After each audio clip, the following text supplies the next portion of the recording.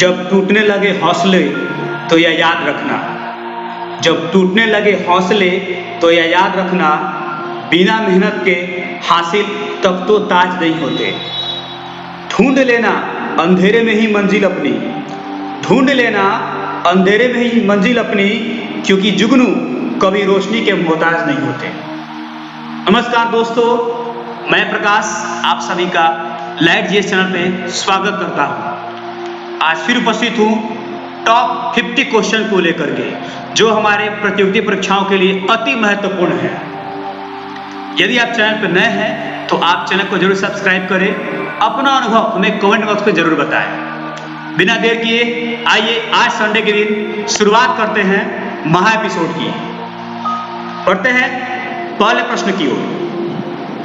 Question number 1, प्राचीन नगर तक्षशिला निम्नलिखित में से किनके बीच हुआ था?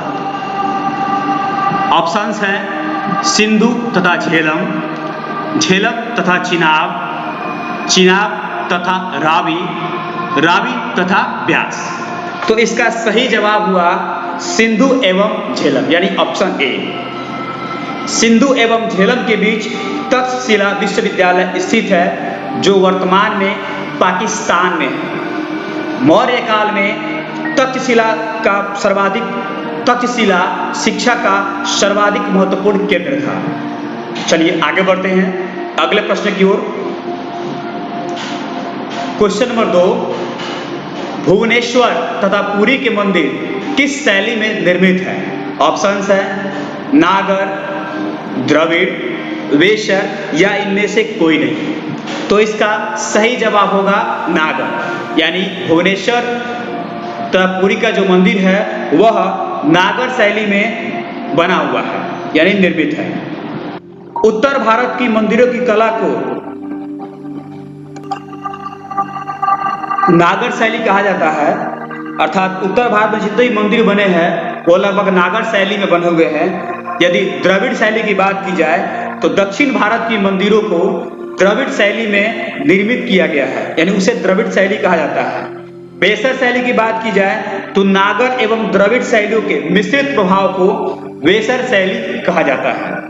चलिए आगे बढ़ते हैं अगले प्रश्न की ओर। क्वेश्चन नंबर 3, रामायण के किस कांड में राम और हनुमान की पहली भेंट का वर्णन है?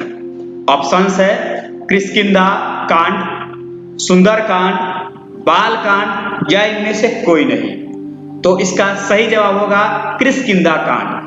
किष्किंधा कांड में ही भगवान राम एवं भगवान हनुमान की पहली मुलाकात हुई थी, उसी का वर्णन किया गया है। यदि बात की जाए रामायण की तो रामायण के रचयिता महर्षि वाल्मीकि है। यदि महाभारत की बात की जाए तो महाभारत जो है विश्व का सबसे बड़ा महाकाव्य है, जिसका प्राचीन नाम जय संहिता है और इसके रचयिता महर्षि वेद व्यास है। चलिए आगे बढ़ते हैं अगले प्रश्न की ओर। क्वेश्चन नंबर 4, प्रसिद्ध संगीतज्ञ तानसेन का मकबरा कहाँ स्थित है? ऑप्शंस है आगरा में, ग्वालियर में, झांसी में या जयपुर में। तो इसका सही जवाब होगा ग्वालियर। तानसेन का मकबरा ग्वालियर में है। तानसेन जो है वह अकबर के दरबार के प्रसिद्ध संगीतकार थे। इन्हीं के समय में ध्रुवन गायन शैली का काफी अधिक विकास हुआ था। आगे बढ़ते हैं अगले प्रश्न की ओर। क्वेश्चन नंबर 5, गुर्जर प्रतिहार वंश की स्थापना की थी किसने? ऑप्शंस है नागभट्ट प्रथम, वत्सराज, हर्षवर्धन या मिहिर भोज। तो इसका सही जवाब होगा नागभट्ट प्रथम। नागभट्ट प्रथम जो है यह मालवा का शासक था। यदि मिहिर भोज की बात की जाए तो मिहिर भोज प्रतिहार वंश का सर्वाधिक शक्तिशाली एवं प्रतापी राजा था। आगे बढ़ते हैं क्वेश्चन नंबर 6, 12 मास की रचना किसने की? ऑप्शंस हैं अमीर खुसरो, ईसामी, मलिक मोहम्मद जायसी या कशखान। तो इसका सही जवाब होगा मलिक मोहम्मद जायसी, यानी मलिक मोहम्मद जायसी ने 12 मास की रचना की है। यदि अमीर खुसरो की बात की जाए तो अमीर खुसरो ने तुगलकनामा की रचना की है। आगे बढ़ते हैं अगले प्रश्न की ओर। क्वेश्चन नंबर 7, मीराबाई समकालीन थी किसके?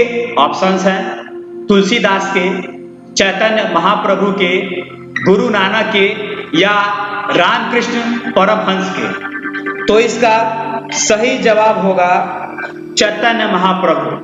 यदि मीराबाई की बात की जाए तो मीराबाई भक्ति संप्रदाय से थी। आपने सुना ही होगा इनकी भक्ति के बारे में। जैसे एक है, पायो जी मैंने प्रेम रतन धन पायो, वस्तु अमोलक दी मेरे सतगुरु, कृपा करी अपनायो, पायो जी मैंने प्रेम रतन धन पायो। मीरा जो है भगवान कृष्ण की बहुत बड़ी भक्त थी, जो कृष्ण के भक्ति में इतनी लीन थी कि उन्होंने अपना राजपाट भी त्याग दिया और एक ऐसा समय भी आया जो उन्हें विष भी पीना था। ऐसी भक्त थी मीरा। आगे बढ़ते हैं क्वेश्चन नंबर 8, भारत में किस मुस्लिम शासक ने जजिया कर समाप्त किया था? ऑप्शंस है बलबन, मोहम्मद बिन कासिम, अलाउद्दीन खिलजी या फिरोज तुगलक। तो इसका सही जवाब होगा मोहम्मद बिन कासिम। जजिया कर था क्या? तो जजिया कर गैर मुसलमानों पर लगाया गया एक धार्मिक कर था, यानी हिंदुओं पर और जो भी धर्मावलंबी थे उन पे जो है जजिया कर लगाया जाता था, और यह जो है ब्राह्मणों पर नहीं लगाया जाता था। अगर मोहम्मद बिन कासिम की बात की जाए तो भारत पर आक्रमण करने वाला पहला मुस्लिम शासक मोहम्मद बिन कासिम ही था। फिरोज शाह तुगलक पहला शासक था जिसने ब्राह्मणों पर भी जजिया कर लगाया था, अर्थात जजिया कर का दायरा जो है ब्राह्मणों पर भी बढ़ा दिया। मोहम्मद बिन कासिम अरबी घोड़ा लाने वाला भी भारत का पहला शासक हुआ। इसके अतिरिक्त खजूर की खेती, ऊंट का पालन का आरंभ भी मोहम्मद बिन कासिम के द्वारा ही किया गया था। चलिए आगे बढ़ते हैं अगले प्रश्न की ओर। क्वेश्चन नंबर 9, महाराजा रणजीत सिंह के उत्तराधिकारी थे? ऑप्शंस है हरिहर एवं बुक्का, खड़क सिंह, शेर सिंह या नौनिहाल सिंह। इसका सही जवाब होगा खड़क सिंह। रणजीत सिंह 12 सिखों के मिसलों में से सुकर चकिया मिसल के सरदार थे। यह मिसल क्या होता है? तो लगभग 1763 से लेकर 1773 के बीच 12 कुछ सिख राज्य जो है वह स्वतंत्र हुए, जिसमें 12 राज्य थे। उन्हीं 12 राज्यों को जो है मिसल कहा गया। उन्हीं में से एक मिसल था सुकर चकिया मिसल। इसी सुकर चकिया मिसल के सरदार थे महाराजा रणजीत सिंह, जिनके उत्तराधिकारी हुए खड़क सिंह। आगे बढ़ते हैं अगले क्वेश्चन की ओर। क्वेश्चन नंबर 10, भारत में प्रथम पुर्तगाली गवर्नर कौन था?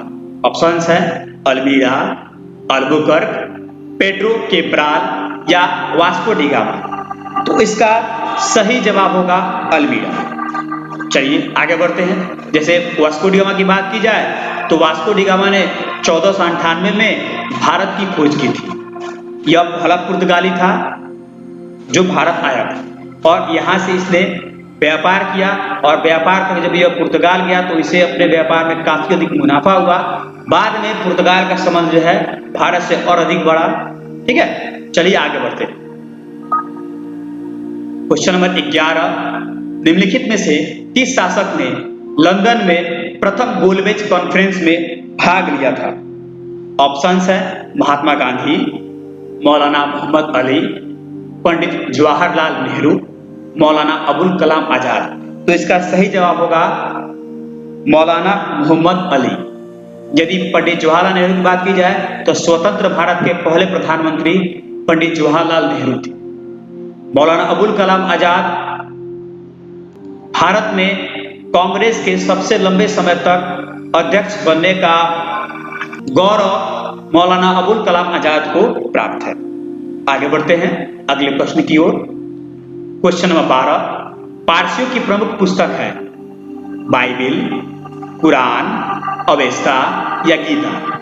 इसका सही जवाब होगा अवेस्ता। पारसियों की प्रमुख पुस्तक अवेस्ता है। बाइबिल जो है वह ईसाइयों की प्रमुख पुस्तक है। कुरान जो है वह मुसलमानों की प्रमुख पुस्तक है। गीता, रामायण, महाभारत यह हिंदुओं की प्रमुख पुस्तक है। आगे बढ़ते हैं अगले प्रश्न की ओर। क्वेश्चन नंबर 13, किस त्योहार की प्रमुख विशेषता नौका दौड़ है? ऑप्शंस हैं पोंगल, ओणम, रंगोली या बिहू। तो इसका सही जवाब होगा ओणम।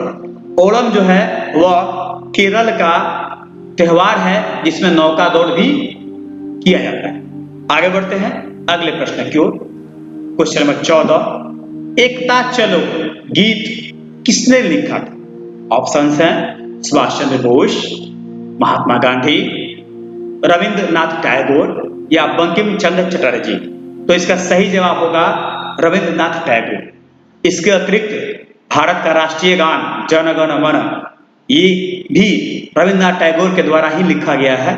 जन गण मन को 52 सेकेंड में गाया जाता है। यदि बंकिम चंद्र चटर्जी की बात की जाए तो भारत का राष्ट्रीय गीत वंदे मातरम व बंकिम चंद्र चटर्जी या चट्टोपाध्याय के द्वारा लिखा गया है। आगे बढ़ते हैं अगले प्रश्न की ओर।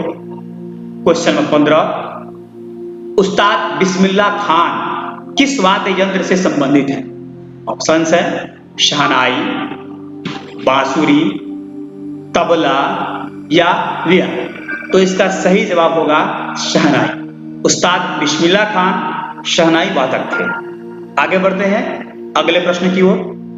क्वेश्चन नंबर 16, संयुक्त अरब अमीरात की मुद्रा क्या है? दिनार, रियाल, डोम या दिरहम। तो इसका सही जवाब होगा दिरहम, यानी संयुक्त अरब अमीरात की मुद्रा दिरहम है। आगे बढ़ते हैं अगले प्रश्न की ओर। क्वेश्चन नंबर 17, भारत की पहली महिला अशोक चक्र विजेता। ऑप्शंस हैं मदर टेरेसा, नीरजा भनोट, आशापूर्णा देवी या इंदिरा गांधी। तो इसका सही जवाब होगा नीरजा भनोट। भारत की पहली महिला अशोक चक्र विजेता नीरजा भनोट है। आपने देखा होगा एक मूवी आई थी नीरजा, उस मूवी में देखा होगा कि जो एक्ट्रेस है यानी नीरजा भनोट है वह कैसे है। उस मूवी में क्या हो रहा है कि नीरजा जो भनोट है वह प्लेन हाईजैक हुआ है और उस प्लेन से जितने भी यात्री हैं उनको अपनी साहस और सूझबूझ से बचाई है। इसी पराक्रम के लिए ही उन्हें अशोक चक्र दिया गया। आगे बढ़ते हैं अगले प्रश्न की ओर। क्वेश्चन 18, मेघा पाटेकर का नाम निम्नलिखित में से किसके साथ जुड़ा हुआ है? ऑप्शंस हैं ज्ञानपीठ पुरस्कार, चिपको आंदोलन, नारी विमोचन आंदोलन या नर्मदा बचाओ आंदोलन। तो इसका सही जवाब होगा नर्मदा बचाओ आंदोलन, यानी मेघा पाटेकर जो है वह नर्मदा बचाओ आंदोलन की नेता थी। आगे बढ़े अगले प्रश्न की ओर। क्वेश्चन 19, प्रधानमंत्री समेत मंत्रियों की कुल संख्या अधिक नहीं होगी। ऑप्शंस हैं लोकसभा के सदस्यों का 20%, लोकसभा के सदस्यों का 25%, लोकसभा के सदस्यों का 15% या लोकसभा के सदस्यों का 10%। तो इसका सही जवाब होगा लोकसभा के सदस्यों का 15%, यानी केंद्र में जो सरकार होगी, सरकार में जितने भी मंत्री होंगे उन मंत्रियों की संख्या जो है लोकसभा की संख्या से 15% से अधिक नहीं होनी चाहिए। यदि बात की जाए लोकसभा में टोटल सीट की तो वो 545 है। अगर लोकसभा में सीटें की संख्या बढ़ाने की बात की जाए तो वो अधिकतम 552 हो सकती है।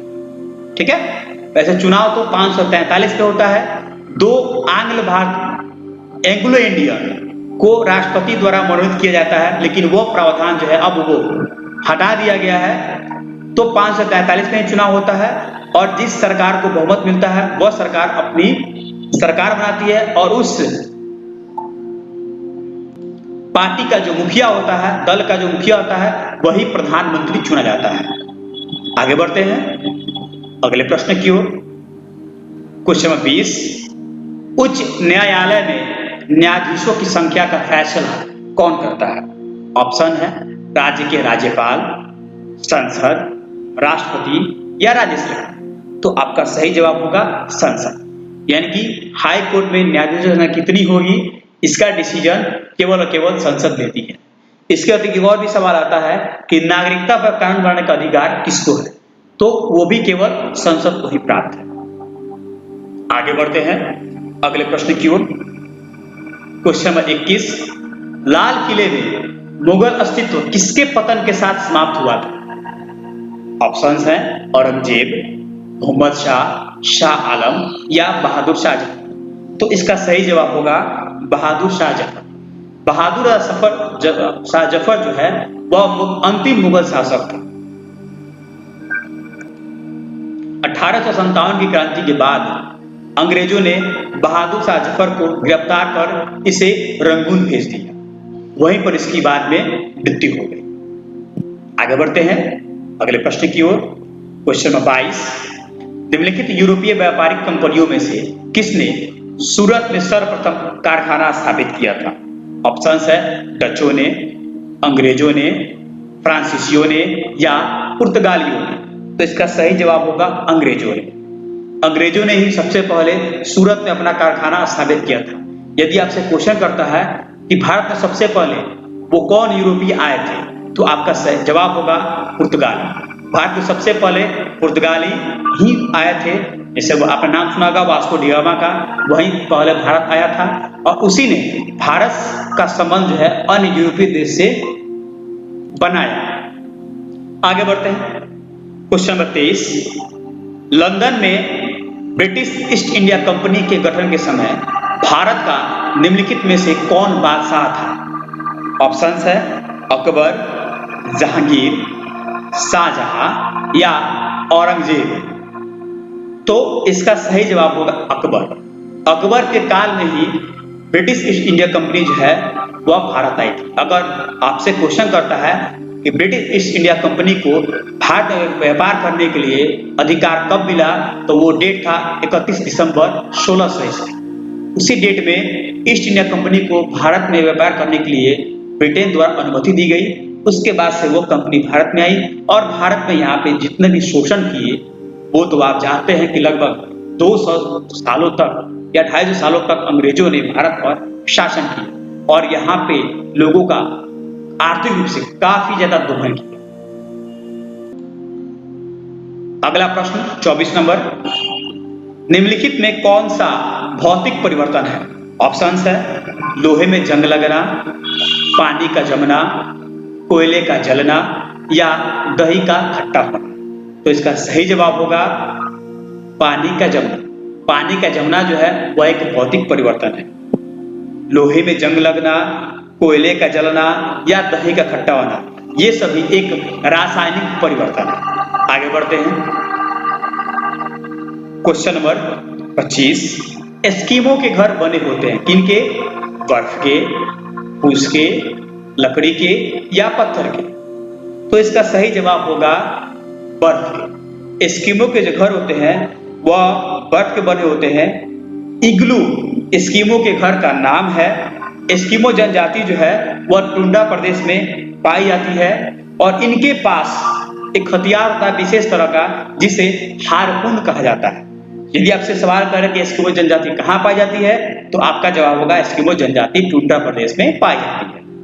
चलिए आगे बढ़ते हैं क्वेश्चन नंबर 26, कारगिल युद्ध के समय पाकिस्तान का प्रधानमंत्री कौन था?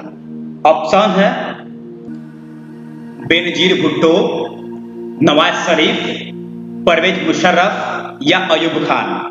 तो इसका सही जवाब हुआ नवाज शरीफ। कारगिल युद्ध 1999 हुआ था भारत और पाकिस्तान के बीच में, जिसमें भारतीय सेना ने पाकिस्तान को धूल चटाई थी। उनके सैनिकों के दांत भारतीय सेना ने खट्टे कर दिए थे। भारतीय सेना नीचे होते हुए भी पाकिस्तानी सेना जो ऊंचाई पर थी, पहाड़ों पर थी, उनसे जोरदार मुकाबला किया। यही वीरता शौर्यता का प्रतीक है भारतीय सेना का। ऐसे देखा जाए तो युद्ध में जो ऊंचाई पर अधिक होता है वह ज्यादा बलवान माना जाता है, यानी वह आसानी से नीचे के सेना पर आक्रमण कर सकता है। लेकिन यहाँ पर भारतीय सेना भी कोई कमजोर नहीं थी।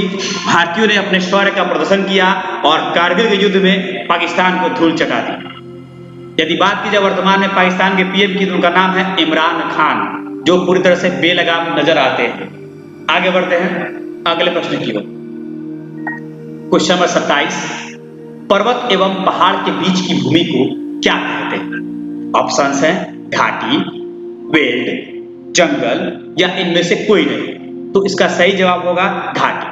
पर्वत और पहाड़ के बीच का जो भूमि होता है उसे हम लोग घाटी कहते हैं। अगला प्रश्न, मसालों की रानी किसे कहा जाता है? बात मस्त क्वेश्चन है। ऑप्शंस है गोल मिर्च, इलायची, लौंग या हल्दी। तो इसका सही जवाब होगा इलायची। इलायची जिस व्यंजन में ना पड़े तो उसका स्वाद थोड़ा सा फीका लगता है, महक की कमी हो जाती है, इसीलिए मसालों की रानी जो है इलायची को कहा जाता है। आगे बढ़ते हैं अगले प्रश्न की ओर। 29 नंबर क्वेश्चन, नाजीवाद के संस्थापक कौन थे? ऑप्शंस है हिटलर, मुसोलिनी, बिस्मार्क या गैरीबाल्डी। तो इसका सही जवाब होगा हिटलर, यानी नाजीवाद का संस्थापक एडोल्फ हिटलर था, जो तानाशाह और पूरे विश्व में इसे तानाशाह के रूप में ही माना जाता है। नाजीवादी जो पार्टी थी उस पार्टी का चिन्ह जो था वह था स्वास्तिक। यदि आपसे क्वेश्चन करें कि समाजवाद का शब्द का प्रयोग सबसे पहले किसने किया था, आपका जवाब होगा रॉबर्ट ओवेन। फांसीवाद का जनक जो है वह मुसोलिनी को कहा जाता है और मानवतावाद का जनक जो है वह पेट्रोक को कहा जाता है। आगे बढ़ते हैं अगले प्रश्न की ओर। क्वेश्चन नंबर 30, भारत में हरित क्रांति का जनक किसे कहा जाता है? ऑप्शंस है एम.एस. स्वामीनाथन, वर्गीज कुरियन, वाई सुदर्शन या इनमें से कोई नहीं। तो इसका सही जवाब होगा एम.एस. स्वामीनाथन। एम.एस. स्वामीनाथन को ही हरित क्रांति का जनक कहा जाता है। अगला क्वेश्चन नंबर 31, विषाणु होते हैं कैसे? जीवित या अजीवित या दोनों, जीवित और अजीवित या इनमें से कोई नहीं। तो इसका सही जवाब होगा दोनों। विषाणु जो है वह जीवित और अजीवित दोनों अवस्था में पाए जाते हैं। आगे बढ़ते हैं अगले प्रश्न की ओर। क्वेश्चन नंबर 13, मौलिक अधिकार क्या है? वाद योग्य, अवाद योग्य, लचीले या कठोर। तो इसका सही जवाब होगा वाद योग्य। मौलिक अधिकार जो है वह या वाद योग्य होते हैं, यानी यदि किसी नागरिक के मौलिक अधिकारों का हनन होता है तो वह कोर्ट जा सकता है। दो कोर्ट, जैसे सुप्रीम कोर्ट जाएगा तो वो आर्टिकल 32 के तहत जाएगा, यदि वो हाई कोर्ट जाता है तो आर्टिकल 226 के तहत जाएगा। यानी वो अपने मौलिक अधिकारों को पाने के लिए सुप्रीम कोर्ट या हाई कोर्ट जा सकता है ताकि उसे मौलिक अधिकार की प्राप्ति फिर से हो सके। मौलिक अधिकारों का वर्णन आर्टिकल यानी अनुच्छेद 12 से लेकर 35 तक किया गया है और यह भाग 3 में होता है। आगे बढ़ते हैं अगले प्रश्न की ओर। क्वेश्चन नंबर 33, भारतीय संविधान के निम्नलिखित अनुच्छेदों में से कौन विधायन सत्ता पर पूर्ण नियंत्रण लगाता है? ऑप्शंस हैं अनुच्छेद 14, अनुच्छेद 15, अनुच्छेद 16 या अनुच्छेद 17। तो इसका सही जवाब होगा अनुच्छेद 14। अनुच्छेद 14 जो है वह विधायन सत्ता पर नियंत्रण लगाता है। यह उपबंध कहता है कि किसी भी व्यक्ति को विधि के समक्ष समता से या विधियों के समान संरक्षण से वंचित नहीं किया जाएगा। यह अधिकार सभी पर लागू होता है। यदि आर्टिकल 15 की बात की जाए तो अनुच्छेद 15 जो है वह सामाजिक समानता की बात करता है। यही समाज में किसी भी धर्म, लिंग, नस्ल के आधार पर भेदभाव नहीं किया जाएगा। आर्टिकल 16 जो है वह लोक नियोजन में समान अवसर प्रदान करता है सभी नागरिकों को। आर्टिकल 17 जो है वह अस्पृश्यता के अंत की बात करता है, यानी कि कोई भी व्यक्ति छुआछूत किसी के साथ नहीं कर सकता है, भेदभाव नहीं कर सकता, इसे कहा जाता है अनटचेबिलिटी यानी छुआछूत। आगे बढ़ते हैं अगले प्रश्न की ओर। क्वेश्चन नंबर 34, भारतीय संविधान का कौन सा अनुच्छेद बच्चों के शोषण के विरुद्ध मौलिक अधिकार से संबंधित है? ऑप्शंस है अनुच्छेद 17, अनुच्छेद 19, अनुच्छेद 23 या अनुच्छेद 24। इसका सही जवाब होगा अनुच्छेद 24, यानी आप बच्चों का शोषण नहीं कर सकते हैं। यह बच्चों को जो है किसी भी संकटग्रस्त कारखानों में या जोखिम भरे काम उनसे नहीं दिया जा सकता है। यह शोषण के विरुद्ध अधिकार है, यह आर्टिकल 24 में दिया गया है। अगर आर्टिकल 17 की बात करें तो अस्पृश्यता का अंत है, छुआछूत का अंत है। आर्टिकल 19 जो है हमें वाक और व्यक्ति की स्वतंत्रता देता है, बोलने का अधिकार, चुप रहने का अधिकार, ठीक है, इंटरनेट पाने का अधिकार, देश के किसी भाग में घूमने का अधिकार, देश के किसी भाग में बसने का अधिकार, किसी भी व्यापार को प्रचार करने का अधिकार, संघ बनाने का अधिकार, किसी एक जगह शांति में इकट्ठा होने का अधिकार, ये सारे अधिकार जो आर्टिकल 19 में आते हैं। यदि आर्टिकल 23 की बात की जाए तो आर्टिकल 23 जो है वह मानव दुर्व्यवहार की बात करता है, यानी कि आप किसी भी मानव का व्यापार नहीं कर सकते हैं। जैसे दास प्रथा होती है, आप किसी व्यक्ति को किसी से बेच नहीं सकते हैं, ये सारे आते हैं। आगे बढ़ते हैं अगले प्रश्न की ओर। क्वेश्चन नंबर 35, भारतीय संविधान में सम्मिलित नीति निर्देशक तत्वों की प्रेरणा हमें किस संविधान से प्राप्त हुई है? ऑप्शंस है ऑस्ट्रेलिया, अमेरिका, फ्रांस या आयरलैंड। तो इसका सही जवाब होगा आयरलैंड। नीति निर्देशक तत्व जो है जिसको बोला जाता है DPSP, directive principle of state policy, ये जो है आयरलैंड के संविधान से लिया गया है। इसमें जो है उदारवादी नीतियां अपनाई गई है और ये जो है वाद योग्य नहीं होते हैं, यानी इसे आप कोर्ट में चुनौती नहीं दे सकते। यह राज्यों पर डिपेंड करता है कि राज्य इसे लागू करे अथवा ना करे। यदि आर्टिकल 40 की बात की जाए तो ग्राम पंचायतों गठन की बात की गई है। आर्टिकल 48 जो है वह कृषि से संबंधित है। आर्टिकल 51 जो है वह विदेशी संबंधों पर आधारित है, यानी संबंधित है, उसमें अंतर्राष्ट्रीय शांति की बात की गई है। डीपीएसपी का वर्णन जो है आर्टिकल 36 से लेकर 51 तक है और यह भाग 4 में है।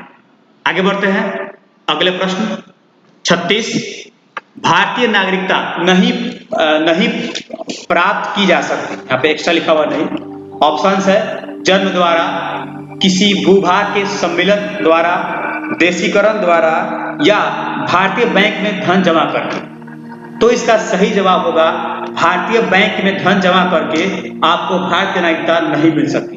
बाकी जो 3 ऑप्शन है, यानी भारतीय नागरिकता आप जन्म के द्वारा प्राप्त कर सकते हैं, किसी भूभाग के सम्मिलित होने से भी प्राप्त कर सकते हैं, या देशीकरण के द्वारा आपको भारतीय नागरिकता मिल सकती है। नागरिकता पर कानून बनाने का अधिकार केवल और केवल संसद को है। आगे बढ़ते हैं अगले प्रश्न की। क्वेश्चन नंबर 37, महावीर को निर्वाण प्राप्त हुई थी। ऑप्शंस है वैशाली, पावापुरी, विदेह या राजगृह। तो इसका सही जवाब होगा पावापुरी। भगवान महावीर को निर्वाण जो है वह पावापुरी में प्राप्त हुई थी। यदि आपसे क्वेश्चन करता है कि भगवान बुद्ध को निर्वाण कहां प्राप्त होता, तो आपका जवाब होगा कुशीनगर। चलिए आगे बढ़ते हैं अगले प्रश्न की ओर। क्वेश्चन नंबर 38, बिजली घर से सप्लाई की जाने वाली वोल्टेज को स्थिर करने के लिए प्रयोग में लाई जाती है। क्या डायनामो, ट्रांसफार्मर, एमीटर या जनरेटर। तो इसका सही जवाब होगा ट्रांसफार्मर। यानी बिजली घर से सप्लाई की जाने वाली वोल्टेज को स्थिर करने के लिए ट्रांसफार्मर का ही यूज किया जाता है और इसी ट्रांसफार्मर के माध्यम से अन्य घरों में सप्लाई भेजी जाती है। आगे बढ़ते हैं अगला प्रश्न। क्वेश्चन 39, विश्व सांख्यिकी दिवस कब मनाया जाता है? ऑप्शंस है 20 अक्टूबर, 27 सितंबर, 12 नवंबर या 28 जुलाई। तो इसका सही जवाब होगा 20 अक्टूबर। विश्व सांख्यिकी दिवस 20 अक्टूबर को मनाया जाता है। यदि बात की जाए 27 सितंबर की, तो 27 सितंबर को विश्व पर्यटन दिवस मनाया जाता है। 12 नवंबर को विश्व निमोनिया दिवस मनाया जाता है और 28 जुलाई को विश्व हेपेटाइटिस दिवस मनाया जाता है। आगे बढ़ते हैं अगले प्रश्न की ओर। क्वेश्चन नंबर 40, हाल ही में आयोजित 74वीं विश्व स्वास्थ्य सभा में भारत की ओर से हिस्सा लिया था किसने? ऑप्शंस है स्वास्थ्य मंत्री डॉक्टर हर्षवर्धन, प्रधानमंत्री नरेंद्र मोदी, स्वास्थ्य सचिव राजेश भूषण या अश्विनी कुमार चौबे। तो इसका सही जवाब होगा स्वास्थ्य मंत्री डॉक्टर हर्षवर्धन। इन्होंने ही 74वीं विश्व स्वास्थ्य सभा में भारत की ओर से हिस्सा लिया था। आगे बढ़ते हैं अगले प्रश्न की ओर। क्वेश्चन नंबर 41, केंद्रीय अन्वेषण ब्यूरो के निदेशक नियुक्त किए गए हैं। ऑप्शंस है सुबोध कुमार जायसवाल, SN श्रीवास्तव, ओम प्रकाश सिंह या हितेश चंद्र अवस्थी। तो इसका सही जवाब होगा सुबोध कुमार जायसवाल। आगे बढ़ते हैं अगले प्रश्न की ओर। क्वेश्चन नंबर 42, हाल ही में संपन्न हुई संयुक्त सैन्य अभ्यास खंजर में भारत के साथ शामिल हुआ था। ऑप्शंस है किर्गिस्तान, अफगानिस्तान, अजरबैजान या इंडोनेशिया। तो इसका सही जवाब होगा किर्गिस्तान। यानी खंजर जो संयुक्त सैन्य अभ्यास हुई थी जब भारत और किर्गिस्तान के बीच संपन्न हुई थी। आगे बढ़ते हैं अगले प्रश्न की ओर। क्वेश्चन नंबर 43, दक्षिण अमेरिका का सबसे बड़ा देश कौन सा है? ऑप्शंस है ब्राजील, कनाडा, अर्जेंटीना या इनमें से कोई नहीं। तो इसका सही जवाब होगा ब्राजील। दक्षिण अमेरिका का सबसे बड़ा देश ब्राजील है। नेक्स्ट क्वेश्चन 44, जम्मू कश्मीर में इनमें से कौन सा दर्रा स्थित है? काराकोरम दर्रा, जोजिला दर्रा, बारामूला दर्रा या इनमें से सभी। तो इसका सही जवाब होगा इनमें से सभी, यानी कि काराकोरम दर्रा, जोजिला दर्रा, बारामूला दर्रा, ये सभी दर्रे जो है वह जम्मू कश्मीर में स्थित है। आगे बढ़ते हैं अगले प्रश्न की ओर। क्वेश्चन नंबर 45, सर्वोच्च न्यायालय की स्थापना कलकत्ता में किस एक्ट के जरिए हुई थी? ऑप्शंस है 1733 का रेगुलेटिंग एक्ट, 1813 का चार्टर एक्ट, 1753 का चार्टर एक्ट या इनमें से कोई नहीं। तो इसका सही जवाब होगा 1733 का रेगुलेटिंग एक्ट। इसी एक्ट के तहत जो है सर्वोच्च न्यायालय की स्थापना जो है वह कलकत्ता में की गई थी। आगे बढ़ते हैं अगले प्रश्न की ओर।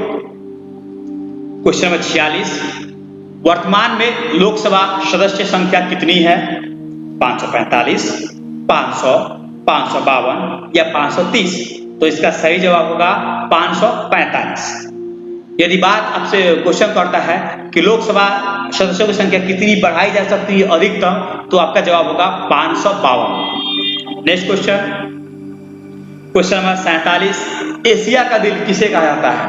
ऑप्शंस अफगानिस्तान को, चीन को, इस्तांबुल को या नेपाल को। तो इसका सही जवाब होगा इस्तांबुल। इस्तांबुल को एशिया का दिल कहा जाता है। आगे बढ़ते हैं क्वेश्चन नंबर 48, किस दिल्ली शासक के द्वारा दाग और चेहरा प्रथा लाई गई थी? ऑप्शंस है अलाउद्दीन खिलजी, इल्तुतमिश, बलबन या सिकंदर लोदी। तो इसका सही जवाब होगा अलाउद्दीन खिलजी। अलाउद्दीन खिलजी वो शासक था जिसने दिल्ली में दाग और चेहरा प्रथा की शुरुआत की थी। आगे बढ़ते हैं अगले प्रश्न की ओर। सेकेंड लास्ट क्वेश्चन 49, भारत का पहला ट्रांसजेंडर विश्वविद्यालय कहाँ स्थित है? ट्रांसजेंडर का मतलब जो ना मेल हो और ना ही फीमेल हो। ऑप्शंस है बिहार के वाल्मीकि नगर में, उत्तर प्रदेश के कुशीनगर में, राजस्थान के जैसलमेर में या महाराष्ट्र के ठाणे जिला में। तो इसका सही जवाब होगा यूपी के कुशीनगर। यानी यूपी के उत्तर प्रदेश के कुशीनगर में भारत का पहला ट्रांसजेंडर विश्वविद्यालय खोला गया। लास्ट क्वेश्चन, भारत में मेट्रो पुरुष किसे कहा जाता है? ऑप्शंस है मनोज सिन्हा को, लालू प्रसाद यादव को, सुरेश प्रभु को या श्रीधरन को। तो इसका सही जवाब होगा श्रीधरन। ये वीडियो आपको कैसी लगी आप हमें कमेंट बॉक्स में जरूर बताएं। और प्रतिदिन 7 बजे टेस्ट सीरीज की शुरुआत हो जाती है। प्रतिदिन ये टेस्ट होता है और ये आज का टेस्ट 19वां टेस्ट है और ऐसे टेस्ट प्रतिदिन होते रहेंगे। आपकी तैयारी कितनी अच्छी है और कितनी बेहतर की जानी है, इन सब चीजों की जांच के लिए आप प्रतिदिन टेस्ट देते रहिए और जुड़े रहिए हमारे साथ लाइट जीएस चैनल पर। यदि आपको वीडियो अच्छी लगी हो प्लीज लाइक, कमेंट और शेयर करना बिल्कुल ना भूलें और चैनल को सब्सक्राइब पहले ही कर ले ताकि ऐसे वीडियोस प्रतिदिन आपके पास जाता रहे। फिर मिलेंगे कल कुछ नए प्रश्नों के साथ। Okay, thank you.